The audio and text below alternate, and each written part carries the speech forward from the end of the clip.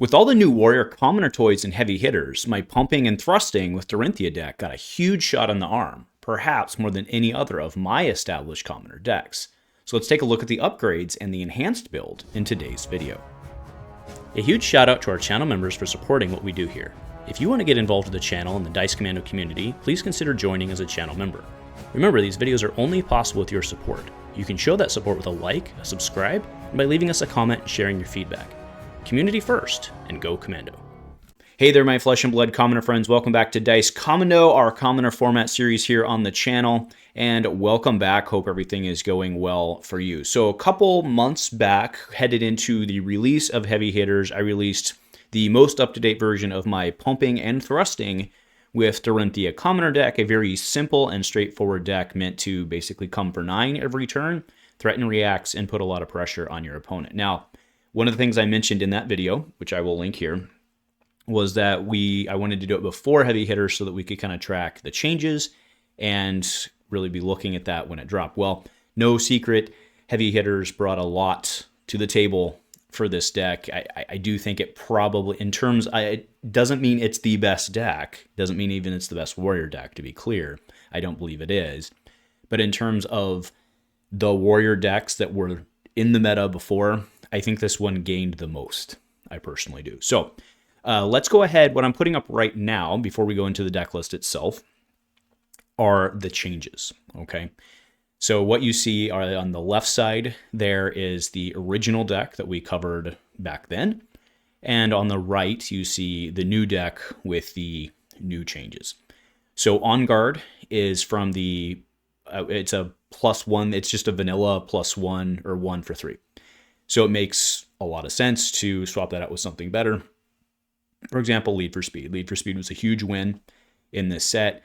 The fact that Dorinthea can still get her 1/3 pump and then create the potential, or not potential, you get to go again. It's the potential second swing on the next turn. Really puts a lot. I think it really gets in your opponent's head, and it adds quite a bit.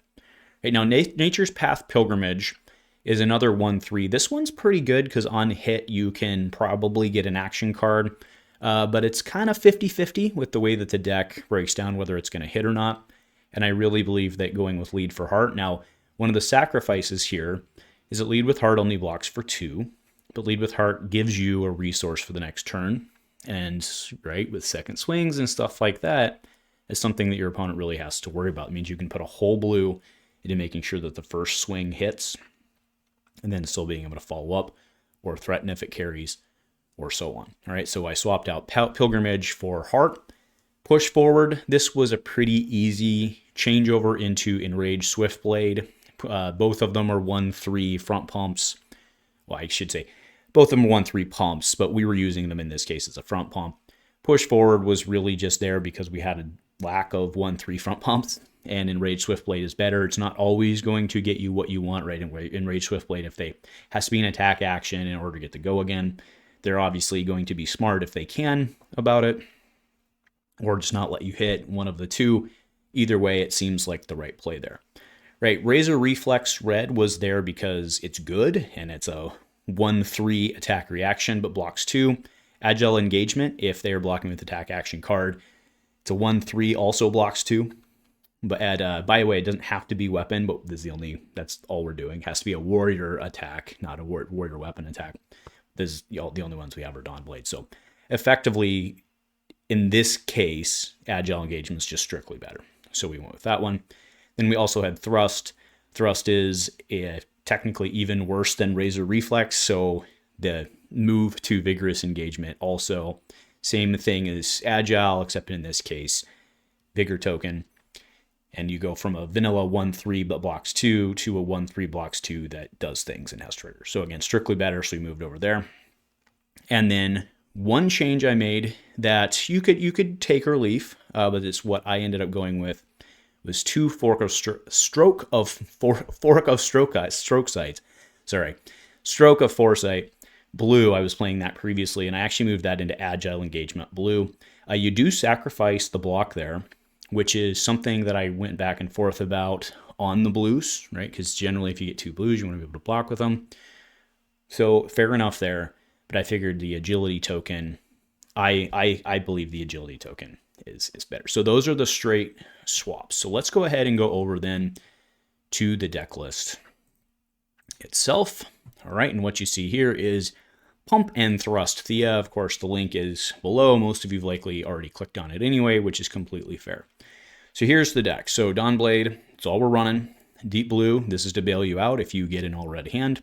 We're only running reds and blues here with the exception of, if you go down here, we have Raging Onslaught. You know I love that card in Commoner. It actually is, what you will notice here is that we actually only have a 38 deck, and we have 6 sideboard cards.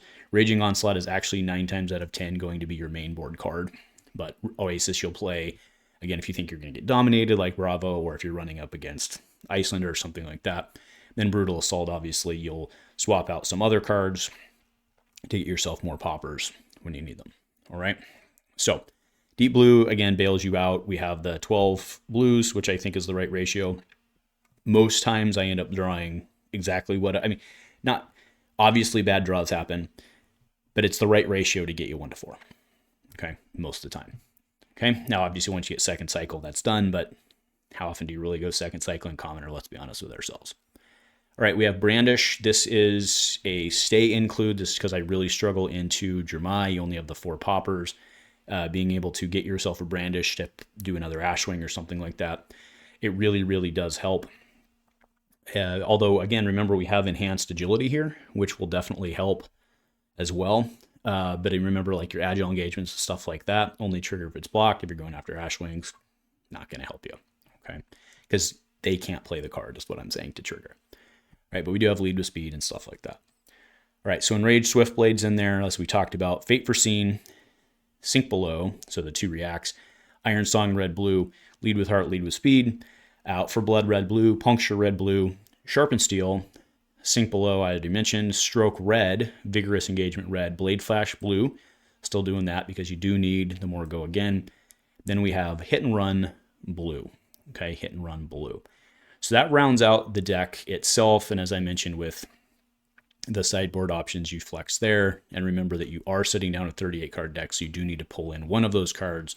Recommended being Raging Onslaught, because Raging Onslaught, yes, it costs 3, but it's yellow, blocks 3. Okay, so it can help you out quite a bit. And one thing I found with this deck is the tokens really changed the cost curve overall, right? It used to be that if you didn't draw a blue, you were dead in the water, hence Deep Blue. But it's not as bad as it used to be, right? You can get those extra pumps. Another thing that I've been playing around with instead of Out for Blood is I've actually been playing around with a blue Sharpened Steel.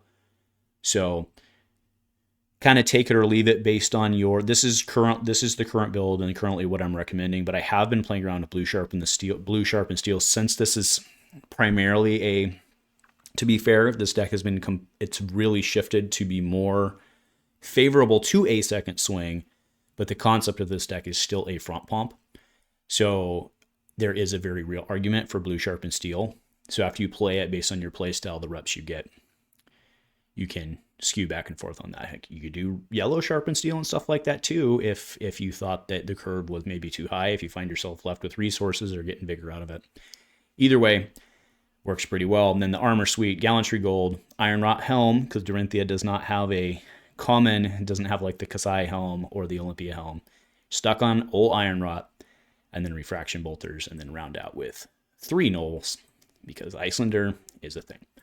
Right, so that'll cap off the list upgrade. One more time, I'll throw out the swaps. If you had this built, it's just a little easier to go through and pull out and swap those particular cards versus going through the list. So anyway, make sure to leave a comment below in support of Commoner format stuff. Nothing else, folks. Go Commando.